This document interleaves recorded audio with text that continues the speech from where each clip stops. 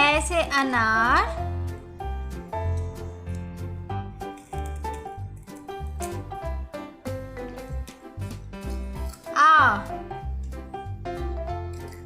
आ से आम,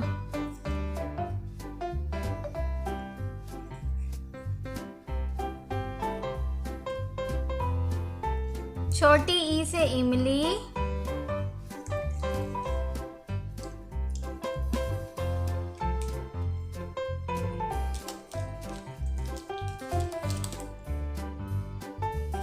बड़ी ई से ईंख,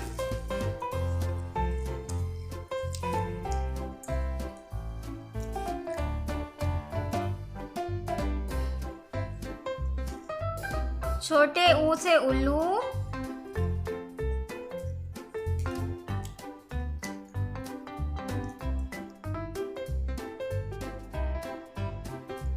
बड़े ऊ से ऊन, बड़े ऊ से ऊन,